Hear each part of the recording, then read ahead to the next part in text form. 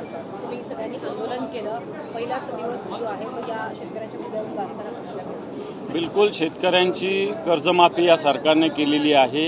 ही कर्जमाफी अतिशय बोगस आहे। ही कर्जमाफी नव्हे तर ही कर्ज वसुलीची मोहीम आहे। विधानसभेच्या प्रचारात राज्याचे मुख्यमंत्री असलेले देवेंद्रजी फडणवीस, उपमुख्यमंत्री असलेले एकनाथजी शिंदे साहेब यांनी 7-12 कोरा कोरा कोरा अशी भाषणं केलेली खूप ठिकाणी, आणि मला असं वाटतं कोरा करण्याचं आश्वासन त्यांनी पाळलं, उलटं भोवरा झालं। आणखी त्याच्यावर आणखी वेगवेगळे कलम, वेगवेगळ्या प्रकारचं 7-12 लिहिलं जातं आहे, कर्जाची वाढ होते। आणि म्हणून मला असं वाटतं ही कर्जमुक्ती महत्त्वाची आहे। हा 7-12 कोरा गेला पाहिजे। शेतकऱ्यांच्या या भावना आहे आणि त्या आम्ही मला असं वाटतं पायऱ्यावर आंदोलन करून व्यक्त केलेल्या आहे।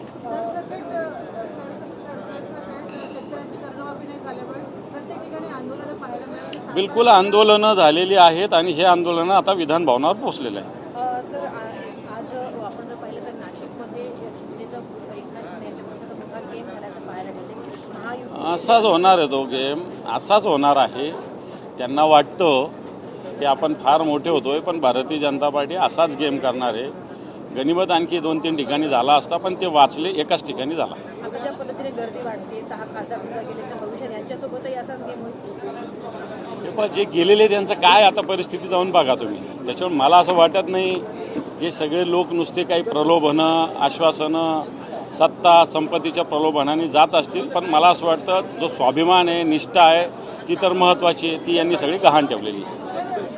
काल मुख्यमंत्र्यांनी सांगितलेलं आहे ऑपरेशन टायगर हे सक्सेसफुल झालेलं आहे। मला असं वाटतं ज्यावेळेस ते ऑफिशियल डिक्लेअर करतील त्यावेळेस त्याच्यात बोलू। आज संध्याकाळी 4 वाजता एकनाथ शिंदे पत्रकार परिषद घेणार आहे, खासदार सुद्धा उपस्थित राहतात। काही हरकत नाही, या गोष्टी होत असेल, मला असं वाटतं या गोष्टी झाल्या असतील तर त्याला मला असं वाटतं काही हरकत नाही।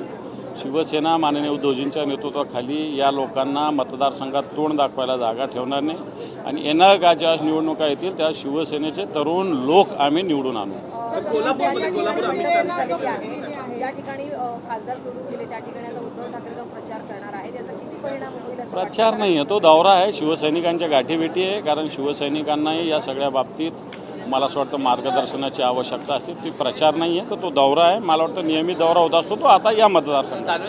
ज्यावेळी पक्ष फुटतो किंवा आमदार जातात आणि मग खासदार जातात, त्याच्यानंतर शिवसेनेचे नेते हे दौऱ्यासाठी बाहेर पडतात, त्याआधी का पडत नाहीत हा देखील मला असं वाटतं आपल्याला ज्ञात असेल मागच्या काळात अतिवृष्टीसाठी उद्धवजी ठाकरे साहेबांनी किमान मला असं चांगलं आठवतं की 24 ठिकाणी दौरा केला होता, आणि त्यामुळं फक्त असं झाल्यावरच उद्धवजी फिरतात किंवा शिवसेने नेते फिरतात हे चुकीचं आहे। शिवसेनेचे नेते सातत्याने फिरत असतात, आपल्याला ते मला असं वाटतं एखाद्या दिवस नार्वेकर आणि भास्कर जाधव यांच्यात वाद जो आहे किंवा नाराजी जी असेल ती आता सोशल मीडियावर पाहायला मिळते। मला माहिती नाही, मला आता तुमच्याकडून कळालेलं आहे। मुख्यमंत्र्यांना देखील त्यांनी मेन्शन केले आणि म्हटलं की उद्धवजींनी जे पत्र लिहिलेलं होतं तुम्हाला ते लवकरात लवकर त्याची अंमलबजावणी करा, कारण त्यांचा मानसिक त्रास आता दिसून येतो। मला असं वाटतं भास्करराव जाधव हे शिवसेनेचे ज्येष्ठ नेते आहेत। मिलिंद नार्वेकरांना काही मांडायचं असेल तर त्याला पक्षप्रमुख हा मार्ग आहे।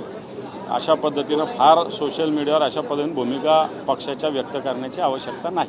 सर, जनतेने निवडून दिलेले प्रतिनिधी हे गड बदलून जातात आहे, हे कितपत योग्य आहे? हे अयोग्यच आहे, त्याच्यावर काय बोलू।